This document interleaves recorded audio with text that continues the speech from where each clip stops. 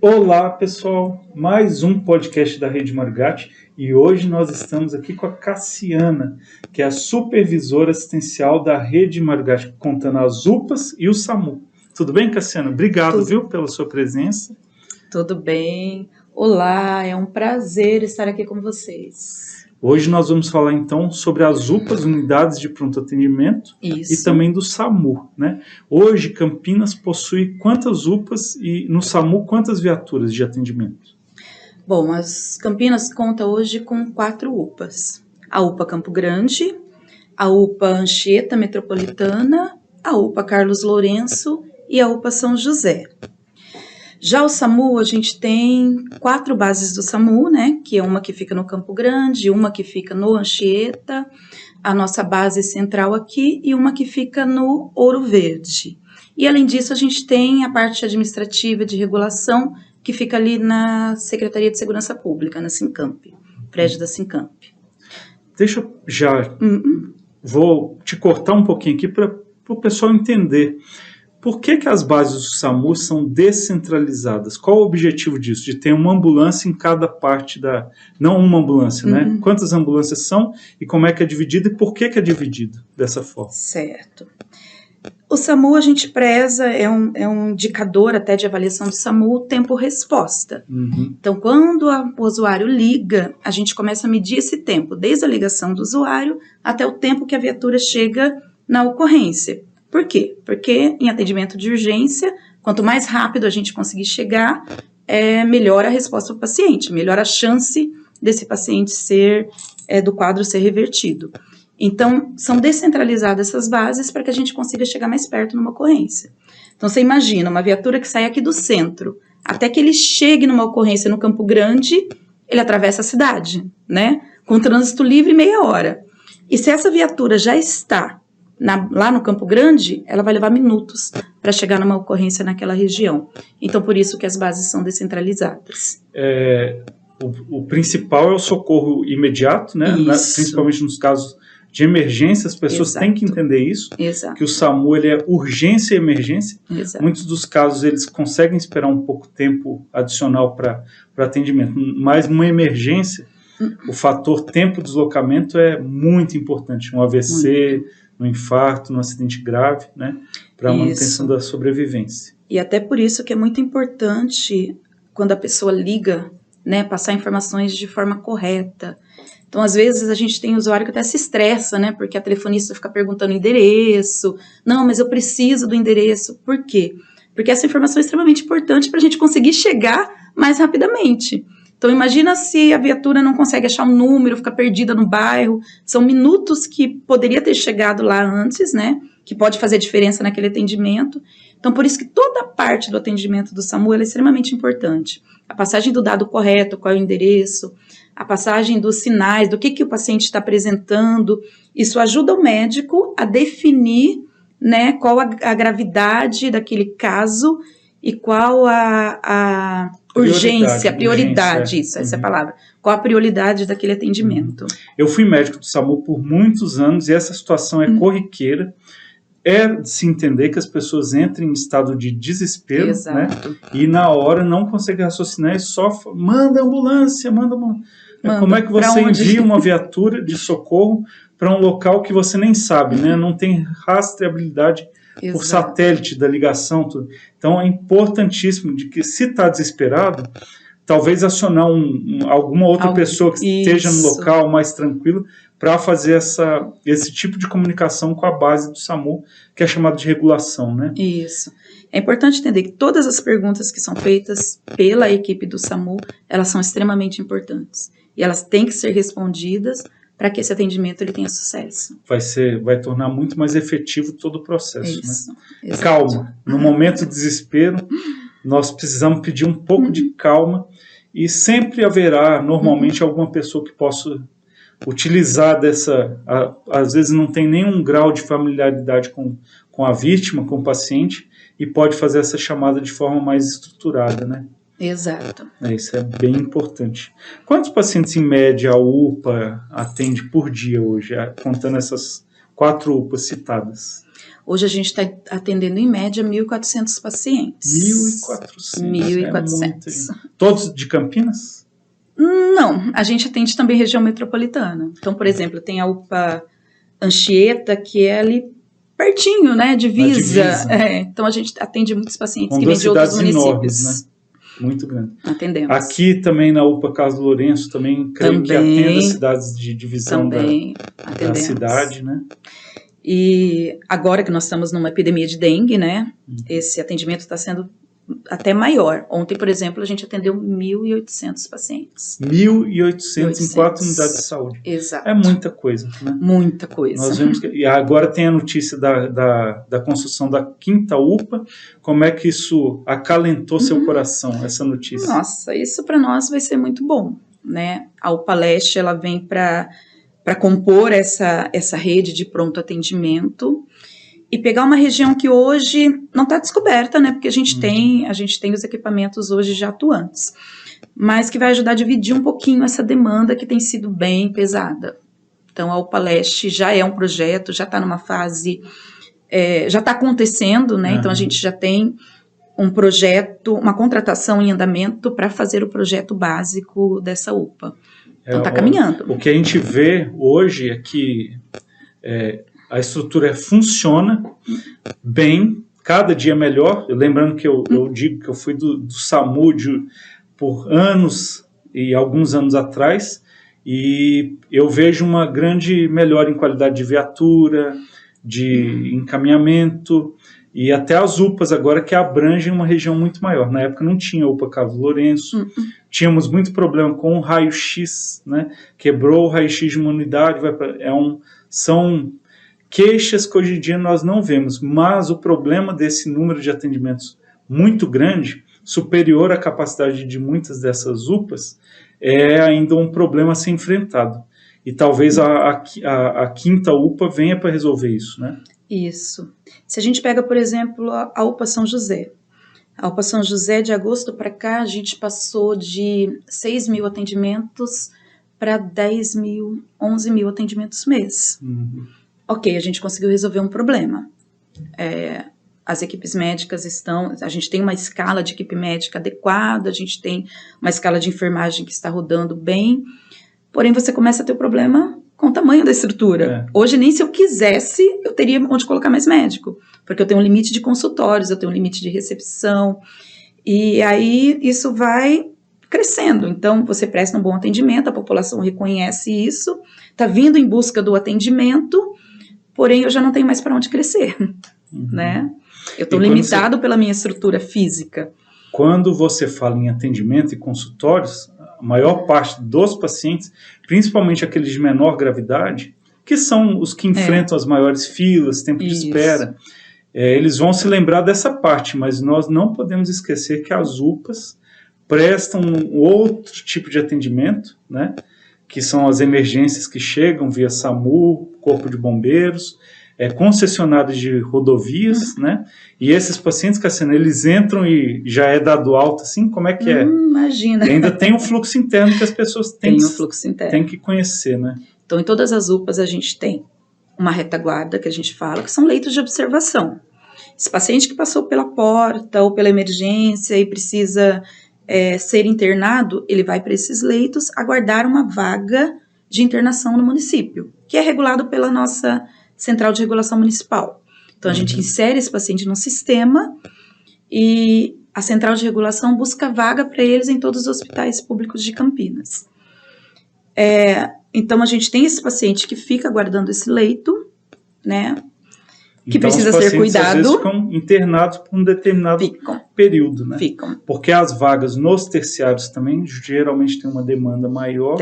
E nem sempre essa transferência é tão rápida. Ela deveria, fosse, né? O ideal, num cenário assim bem ideal, seria que acontecesse antes das 24 horas. Porém, a gente tem uma demanda aí municipal, então a gente espera até que essa vaga saia. Mas, enquanto isso, esse paciente está sendo cuidado. Isso é importante se falar. Ele está esperando uma vaga de internação, mas, enquanto isso, ele está recebendo o remédio necessário, ele está recebendo os cuidados médicos e de enfermagem que ele precisa enquanto aguarda essa vaga de internação. Além disso, a gente tem as salas de urgência, então, que é onde chegam esses pacientes mais graves, seja por demanda espontânea, né, quando a própria família traz e chega ali na nossa porta de emergência, seja pelas concessionárias ou pelo SAMU. Então, a gente tem as salas de urgência, onde esse paciente recebe todo o atendimento também que ele precisa. Desde um atendimento médico mais simples até o mais complexo. Se ele precisar ser entubado, se ele precisar receber um catéter central para receber uma droga vasoativa, tudo que ele precisa enquanto ele está ali, ele vai recebendo.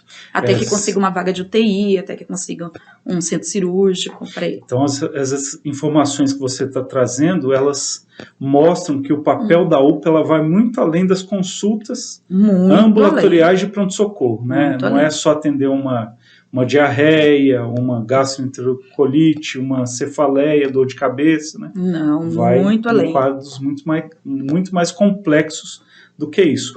E hoje as 4 UPAs são habilitadas. Quem que financia todas essas UPAs, esse tratamento? Tudo vem do SUS, a habilitação. Como é que está esse processo? Porque eu me lembro que antigamente existia esse problema de repasse, até por conta das habilitações, tudo. Como que está hoje esse cenário? Bom, esse é um motivo de um grande orgulho para a gente, né? Hoje todas as nossas UPAs, elas ou são habilitadas pelo Ministério da Saúde ou elas estão em vias de. E o que significa isso? Significa que a gente atendeu vários critérios, né, que são importantes para o atendimento ao paciente. Significa que a nossa emergência ela está devidamente equipada, então ela tem respiradores, ela tem monitor cardíaco, ela tem rede de gases adequadas. Significa que nós temos número de médicos adequados para a demanda que a gente atende.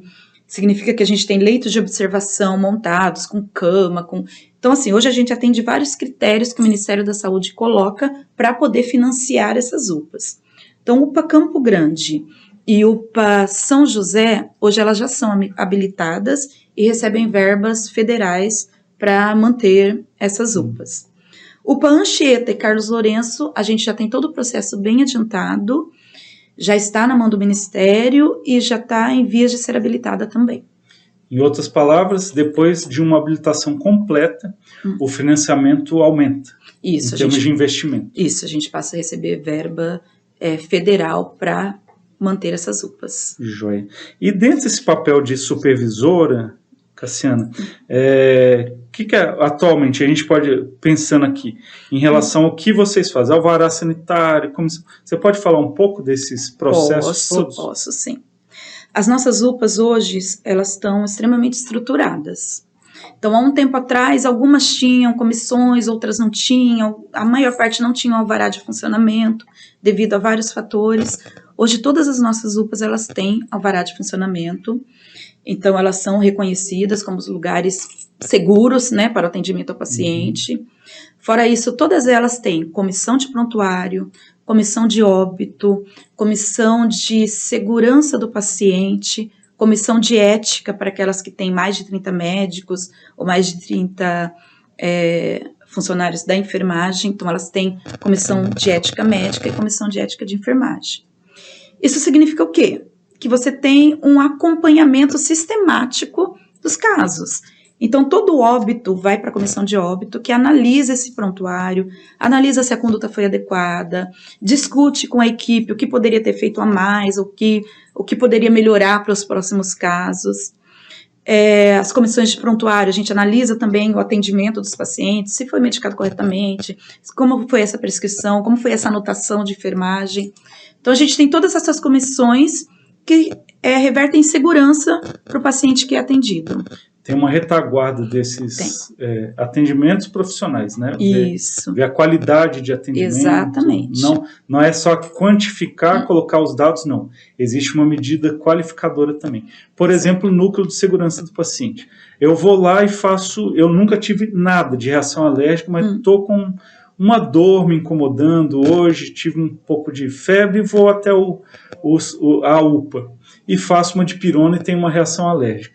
Essa reação, a partir desse momento que o paciente manifestou a reação alérgica, foi atendida adequadamente, deu tudo certo, mas o que desencadeia um episódio desse em relação ao núcleo de segurança do paciente, rastreabilidade da medicação, tudo isso, para que as pessoas entendam a complexidade de uma simples injeção de dipirona, ou administração endovenosa de dipirona ou intramuscular? Vamos lá. Eu sempre falo que a medicação ela é um processo. Na verdade, tudo que a gente faz é um processo, né? E a segurança do paciente, ela envolve não só o ato em si, mas todo o processo que antecede qualquer ato que é feito em saúde, né? Então, quando você pega uma cirurgia, não é só o momento da cirurgia, é tudo aquilo que vem antes, né?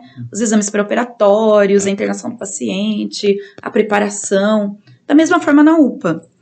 Tudo que a gente faz envolve um processo. Então, quando você faz uma medicação, quando você injeta uma dipirona no paciente, ela é o último elo de uma cadeia que começou lá na prescrição, né? Que o médico fez legível, com uma letra que a gente consiga entender, ou com um sistema que facilite isso. Envolve o estoque da medicação, como ela é guardada, como ela é conservada.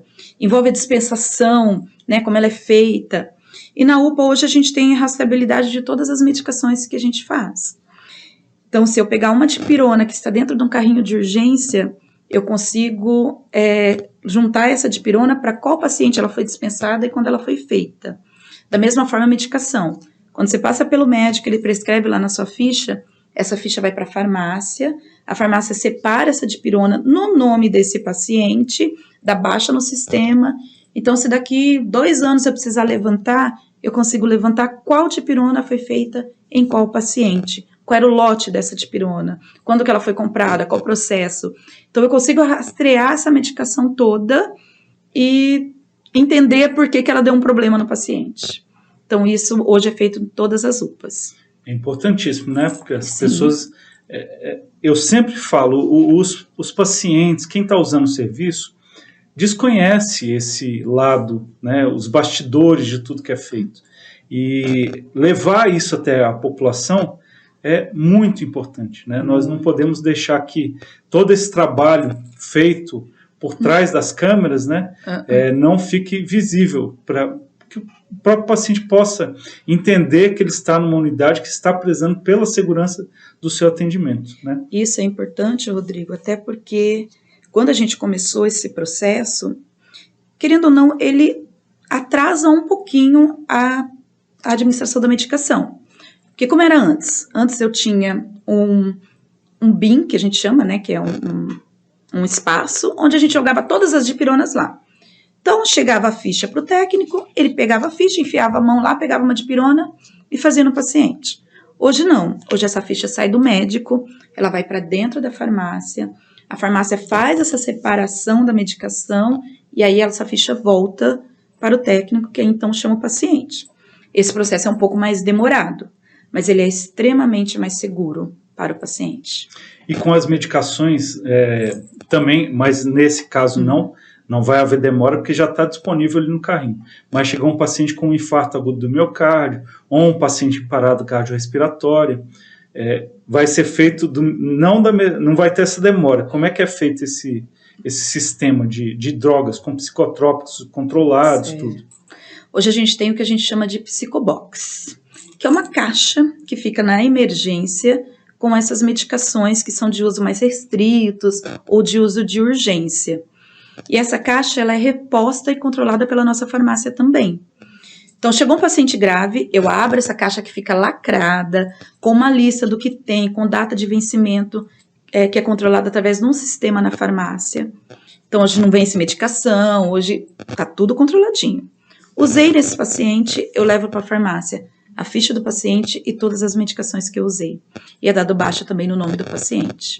Então, hoje também eu consigo saber, até na emergência, qual droga que eu usei em qual paciente. Já está disponível ali, não vai atrapalhar. Não, já está disponível na mão para o funcionário. Bom, uso imediato. Você falou um pouquinho de treinamento dos profissionais da UPA. Extremamente importante. A gente sabe que a medicina evolui, a enfermagem evolui, toda a área de saúde, né? E principalmente esse controle da qualidade do atendimento. Quais são os treinamentos feitos hoje para essas unidades, UPAs e SAMU? Então vamos lá. Nós falamos então do núcleo de segurança do paciente, que é um núcleo que mensalmente se reúne, discute ali os casos que podem ter ocorrido ao longo daquele tempo, uma eventual falha no processo, um evento sentinela, e baseado nisso se definem algumas metas de treinamento de capacitação. Fora isso, a nossa equipe de segurança do paciente, ela trabalha em conjunto com a Rede Mário Gatti, com todas as unidades da Rede Mário Gatti. E a gente trabalha temas mensais que são comuns a todas as unidades, né? E que são baseados nas metas de segurança do paciente. Então, por exemplo, uma meta de segurança do paciente, identificação segura. Então, tem o mês da identificação segura, em que todas as unidades da Rede Mário Gatti vão estar trabalhando esse tema. Então, a gente pega o tema da identificação, cada UPA desenvolve a sua estratégia de treinamento, e naquele mês nós vamos capacitar todas as equipes referentes à identificação do paciente. Mas não só a equipe, a gente trabalha também com a população. Então, por exemplo, na UPA Campo Grande, a gente fez lá a capacitação, chamando as pessoas que estavam na recepção, fazendo umas encenações para que elas pudessem entender, por exemplo, a importância do acompanhante passar as informações de forma clara. Então, você vai levar o seu filho no médico. O médico vai precisar saber quanto tempo é aquela febre, precisa saber se você medicou ou não aquela criança, com o que você medicou, porque baseado nisso vai ser a conduta dele. Então, se você já fez dipirona em casa, nós não vamos fazer dipirona de novo, nós vamos fazer paracetamol. Então, assim, as informações que você traz e que você passa para a equipe de saúde, ela é extremamente importante, desde a classificação de risco até a conduta médica. Então, isso a gente trabalhou, por exemplo, na identificação do paciente. Nós já tivemos caso, por exemplo, Rodrigo, da técnica chamar um nome, chegar uma mãe com uma criança, é o fulano, a mãe entrar, a médica fazer a medicação, a mãe levantar, sair, aí ela voltou e falou pra gente assim, mas que hora que ele vai passar pelo médico? Ela, não, mas ele já passou, tô com a ficha dele aqui, tal. A mãe, não, ele não passou. Ele, mas ele não é o Davi? Não, ele não é o Davi, ele é o Antônio. Mas mãe, eu chamei o Davi. Como é que você entrou com o Antônio? Eu perguntei para você se era o Davi, você confirmou. Então, as pessoas precisam também estar atentas nessa corresponsabilização, né? É o Davi mesmo? É a ficha do Davi? Então, assim, é muito importante a gente ter essa segurança dos dois lados. Então, hoje a gente trabalha com a pulseira do paciente, que tem não só o nome, mas tem a data de nascimento, tem mais uma informação, que é o nome da mãe, porque, de repente, você tem 2 José da Silva, né? Não é incomum. Não é incomum. Então, a gente trabalha, por exemplo, de não deixar os 2 José da Silva em leitos próximos, mas deixar em leitos longe um do outro. Então, tem todo um trabalho da equipe de segurança do paciente e todo o investimento nas capacitações, não só das equipes, como dos usuários que a gente atende. Cassiana, já vou te fazer uma proposta, porque esse assunto é muito interessante, importante, de nós levarmos, porque essa capacitação, muitas vezes, ela se limita a alguns dias e alguns pacientes, mas nós podemos levar essa informação para mais pacientes. Então, já te convido de antemão, fica o convite de nós produzirmos um material sobre isso, que possa ser disponibilizado no YouTube e talvez no futuro, né, com a evolução das ideias, acabar passando numa TV como essa, né, com legenda, tudo para que os pacientes possam saber dessas necessidades e atitudes que podem ser extremamente benéficas a todos, né, fique passando lá para que essa orientação possa ser contínua, diária. Ótimo, nossa. Então, aguardamos sua resposta com Não, ansiedade. Minha resposta você já tem, sim. Vamos fazer. É muito importante. E o que mais em relação aos profissionais de saúde? Médicos, enfermeiros, fisioterapeutas? Qual o tipo de treinamento que eu vejo vocês sempre circulando aqui muito com o Núcleo de Educação em Urgências, o NEU, né? O que mais que está envolvido nesse escopo de treinamentos? Bom, a gente capacita as equipes, então, como eu falei, mensalmente, né, em temas pré-determinados. Então, por exemplo, o mês de fevereiro a gente está trabalhando os procedimentos seguros. Por quê? Porque é o mês que a meta de segurança do paciente é cirurgia segura. Como na UPA a gente não faz cirurgia, a gente está fazendo a capacitação sobre procedimentos seguros. A gente faz na UPA sutura, né? O paciente chega lá com corte, o médico vai lá e costura, sutura. A gente passa catéter central, né, quando ele está mais grave. Para as pessoas entenderem o que é um catéter central, que é um procedimento bem mais invasivo, né? Bem mais invasivo. O catéter central são catéteres que a gente usa, que é passado na subclávia, que é passado na femoral, em pacientes que estão mais graves e que precisam de medicações mais específicas, ou que precisam de uma dieta né, que é passado pela veia. Geralmente é usado em pacientes mais graves, né, não no paciente da porta, no paciente de uma consulta. Mas é um procedimento invasivo, né, que a gente fala, com um grande risco de infecção, se não for seguida a técnica correta. Então, a gente está abordando muito isso com os nossos profissionais. Então, os usos dos EPIs que tem que ser usado avental, tem que ser usado touca, tem que ser usado luva, máscara, óculos, tem que ser usado campos estéreis, né, para que não haja contaminação ali do espaço que o médico está trabalhando. Então, a gente está trabalhando todos esses temas com a nossa equipe. Outros procedimentos que a gente faz na UPA. Só para lembrar, isso, tirar anel, aliança, né? Tudo isso é importante. E cada vez mais nós vemos em todos os hospitais, particulares, privados do SUS, uma atenção especial a tudo isso, né? Aos acessórios. Né? Aos acessórios e o que é mais básico, né? Que a gente trabalha sempre, a higienização das mãos. Ah, verdade. Né? Que é uma medida assim, que já resolve 80% dos problemas, né? Mas que é algo que você precisa estar sempre reforçando com as equipes, né? A higienização das mãos, que é o primeiro passo de qualquer procedimento seguro. Né? Não dá para esquecer. Não, porque vai passando o tempo, sabe-se que se não é feito esse trabalho, muda um pouco o perfil do profissional? Se ele não é constantemente lembrado disso? Muda. A gente fala que é o trabalho de formiguinha, né? É a coisa que você precisa falar sempre de forma contínua. Porque às vezes a pessoa entra no automático. Às vezes está muito corrido, né? A UPA está cheia, eu tenho vários pacientes para medicar, então eu quero fazer rápido, tem alguém reclamando lá na frente, eu preciso fazer rápido.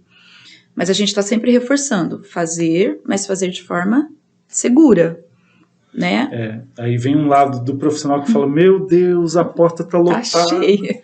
Chegou agora uma picada de escorpião, um ferimento corto-contuso, que é um corte grande, precisa fazer sutura, tem outro paciente que bateu o rosto, está todo cheio de feridas, vou ter que ver. E se for necessário encaminhamento, ainda tem que ligar para passar o caso. Chamar o SAMU e dar... Isso vai tempo para fazer, né? Então, são coisas pertinentes ao dia a dia dos profissionais que os pacientes que estão do lado de fora não veem, né? E que a gente tem que considerar e comentar para esclarecer, né? Esse volume tão grande de atendimento, onde é que acontecem os possíveis atrasos em um dia específico, né? Nesses atos necessários e que não são planejados, né? Uma urgência e emergência, você não sabe se pode ter um acidente com um ônibus, múltiplas vítimas. Tivemos esse final de semana, né? Um incêndio no edifício, que foi preciso mobilizar, toda uma mobilização de toda a equipe. O SAMU foi para lá com várias viaturas, nós avisamos todas as unidades que eles poderiam receber paciente, e aí estava todo mundo pronto para, caso necessário, prestar esse atendimento para as vítimas de queimaduras ou de inalação de fumaça. Já existe, então, um preparo prévio, o SAMU avisa. Temos um acidente com possível múltiplas vítimas. E as unidades já são avisadas, se preparem, porque a qualquer momento vocês podem receber. Aí você prepara aquele ambiente, os leitos, tudo para exatamente, para a equipe para ficar pronta, porque ela pode receber. Um fator organizacional, quanto mais organizado, melhor será. Né? E como todo processo, ele funciona desde que a equipe conheça todos os passos e esteja devidamente treinada. Então, essa parte da capacitação das equipes é algo que a gente tem investido pesado nesses últimos anos. Com o NEU, né, com a ajuda do NEU. Então, em todas as UPAs, a gente tem um profissional que faz parte do NEU e ele trabalha em conjunto com a segurança do paciente.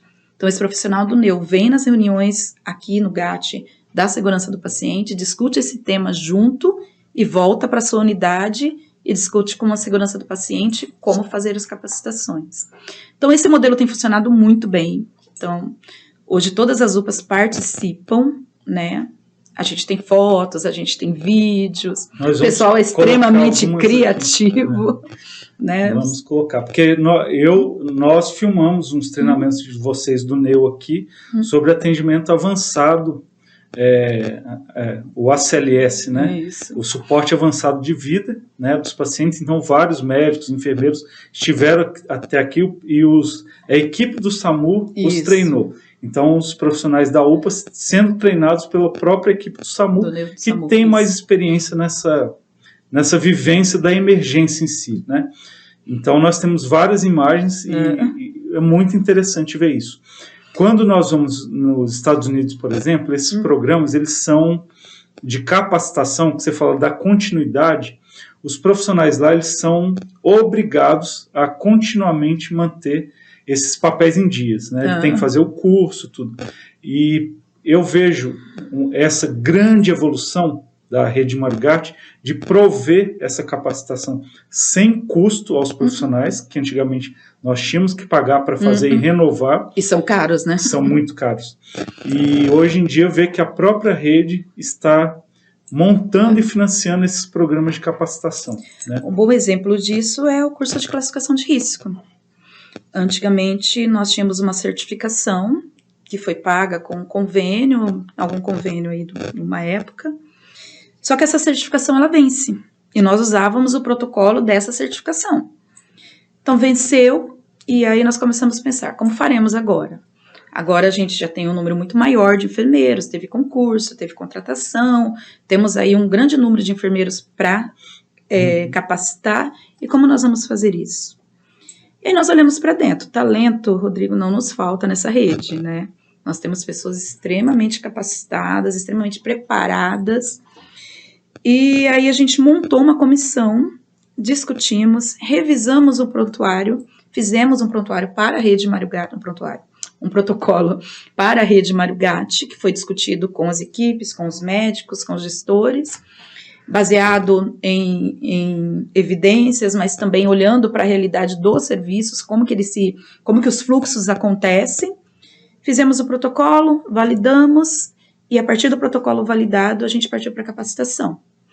No primeiro momento, nós treinamos absolutamente todos os enfermeiros da rede. Foram 280 profissionais treinados, capacitados. Então, foram feita a capacitação presencial, foi feito pré-teste, foi feito pós-teste, e o enfermeiro que não alcançou a média, nós retreinamos, recapacitamos. Então, foi todo um investimento. Esse foi o primeiro momento. Depois, nós fizemos módulos EAD. Gravamos os módulos, fizemos as aulas, e hoje todo enfermeiro, periodicamente, tem que refazer essa capacitação, e os novos que entram fazem essa capacitação EAD também.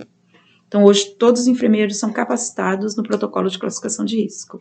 E é bom ver que a possibilidade de disponibilização via EAD, ensino à distância, né? Você deixa gravado ali, vai atualizando conforme a necessidade, e aí todos podem fazer essa capacitação. Isso. Eu acho fantástico esse trabalho que vocês desenvolvem, e realmente vai mudar, né? Muda até a visão do próprio profissional da unidade onde ele trabalha, que está vendo que existe uma preocupação, inclusive com a própria formação do profissional. Esse curso feito aqui vai servir o médico, por exemplo, o enfermeiro, muitas vezes trabalham em outras unidades também, e a capacitação aqui vai levar isso, a melhora também para os outros locais de trabalho deles, que muitas vezes pode ser o próprio SUS, né? Exatamente. Você tem mais alguma coisa a falar sobre esse trabalho tão bonito que vocês vêm realizando, dessa organização? Bom, só reforçar então que o foco nosso, a gente investe então na capacitação. Pediatria do Carlos Lourenço, por exemplo, que abriu recente, né? Em janeiro a gente começou com o serviço de pediatria no Carlos Lourenço, que não tinha. Mas antes desse serviço ser iniciado, toda a equipe foi capacitada, treinada, como atender uma emergência pediátrica, como usar um material em pediatria, quais as medicações que a gente ia disponibilizar.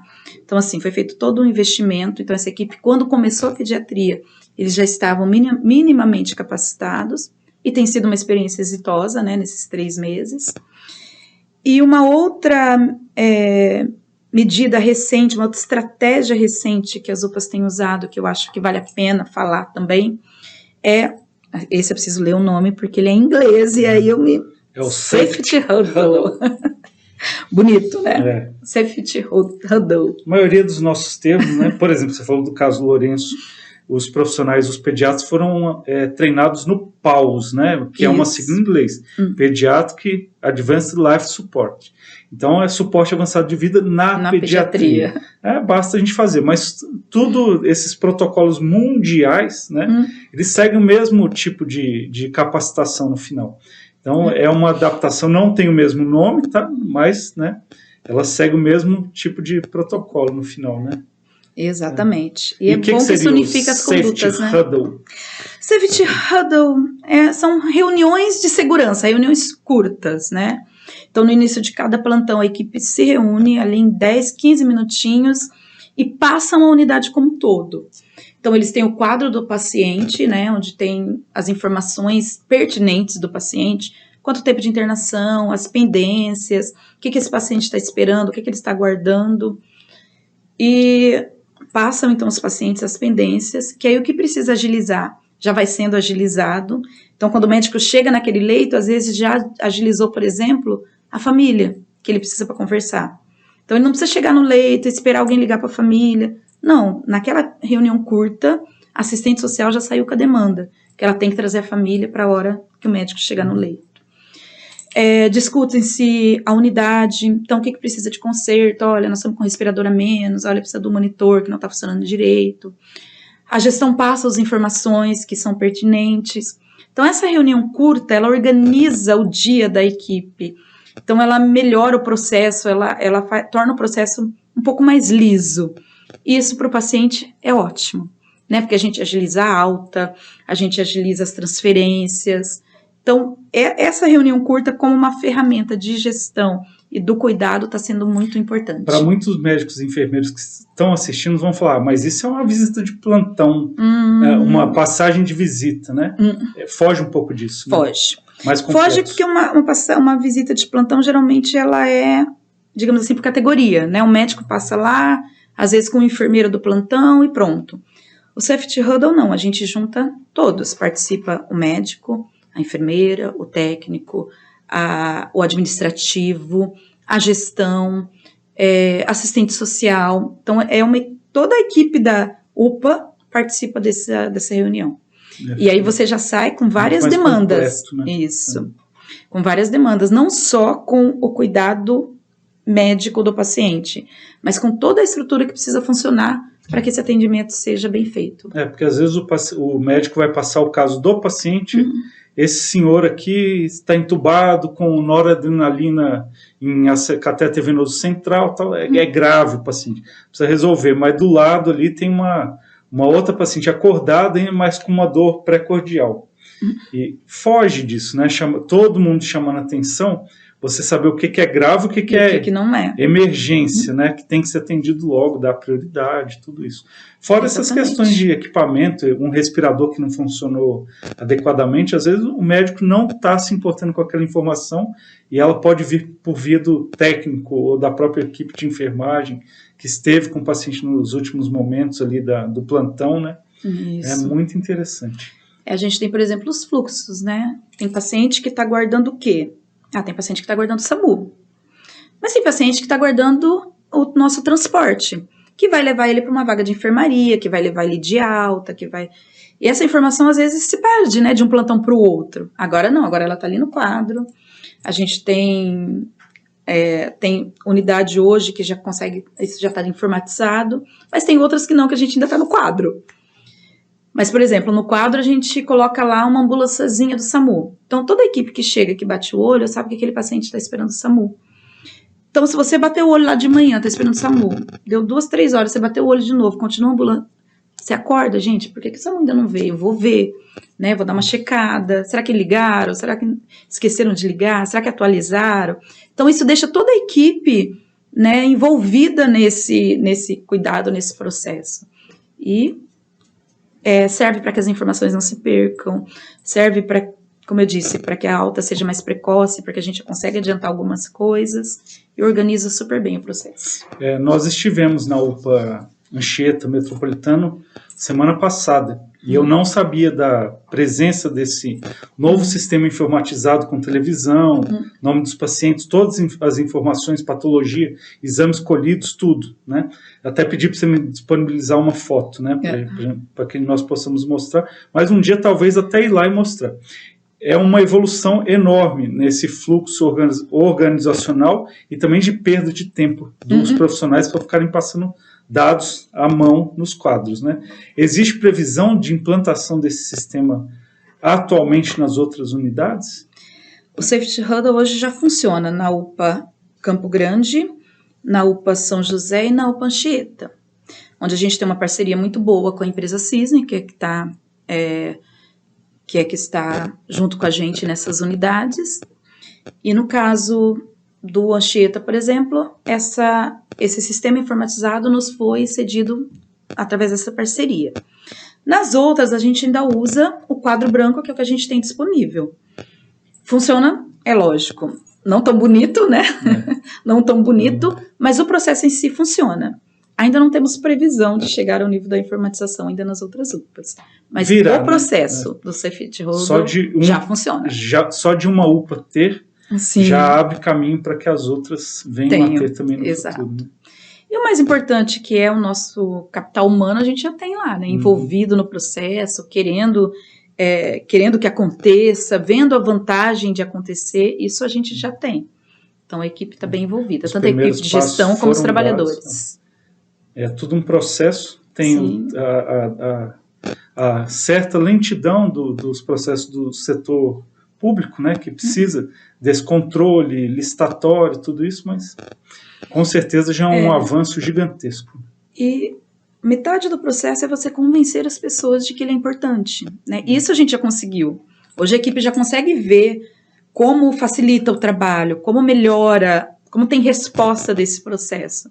Então, você conseguindo convencer a equipe que é uma coisa boa e que vai reverter em vantagem, não só para ela como para o paciente, nossa, você já avançou muito. 80% do caminho, né? Tem algum recado final para a população, Cassiana? Você tem essa câmera aqui, ó, à sua disposição. Falar um pouco mais. Bom, reforçando que a Rede Mário Gatti hoje presta o serviço de urgência para a cidade de Campinas.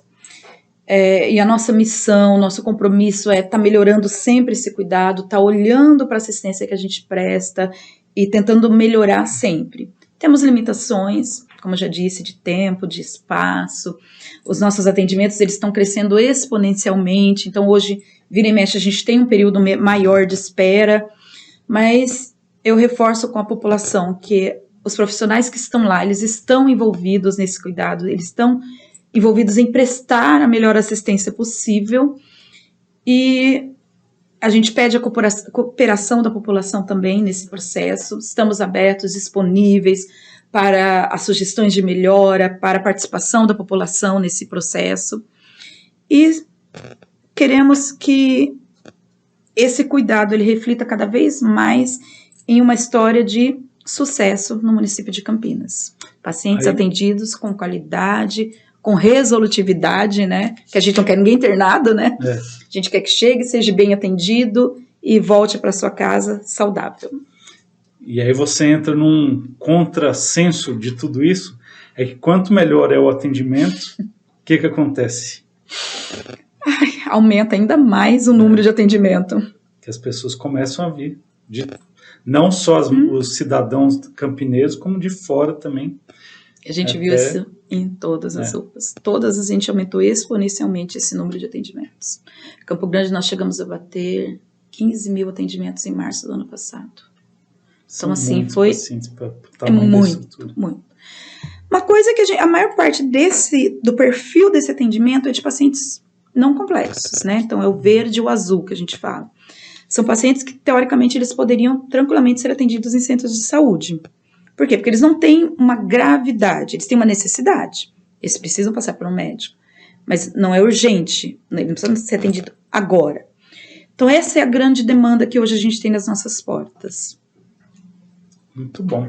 Olha, parabéns pelo trabalho que vocês estão desenvolvendo. Realmente, para quem eu, como profissional da Rede Mário Gatti há tantos anos, eu vejo isso com olhos de muita esperança de melhoria, de qualidade de atendimento e até de valorização profissional. E vocês vêm fazendo isso, eu agora acompanhando mais de perto, de forma brilhante, né? Obrigada. Eu sei que não é só você. Não, é toda uma equipe envolvida, uma equipe de gestão bem alinhada junto com essas diretrizes e uma equipe assistencial show de bola. Todos fazem parte e vêm desenvolvendo um excelente trabalho. Né? Isso. Então tá bom. Obrigado. Obrigada, Rodrigo. Muito bom o seu depoimento e mostrar isso para a população, né? Que por trás dos bastidores tem tantas ações, tantas necessidades de protocolos, processos, para tornar o seu atendimento mais seguro, né? E isso vem avançando cada dia mais na Rede Marugate, através de pessoas como a Cassiana, Eliana e todos os envolvidos nas próprias unidades. Muitíssimo obrigado. Obrigada pela oportunidade. Falar das UPAs do SAMU é um prazer para mim, né? Então, muito obrigada pela oportunidade. É isso aí, pessoal. Mais um podcast da Rede Marugate, levando informações sobre a rede, não só de sinais de saúde, de sinais e sintomas de doenças ou dicas de saúde para vocês, mas também mostrando um pouquinho dos bastidores do que acontece aqui em toda essa rede, gigantesca rede de atendimento que o município de Campinas tem na urgência e emergência. Um abraço e até o próximo podcast. Tchau. Nós estamos naquela câmera lá. Tchau, até a próxima. Rede Marugate, compromisso com a saúde e educação.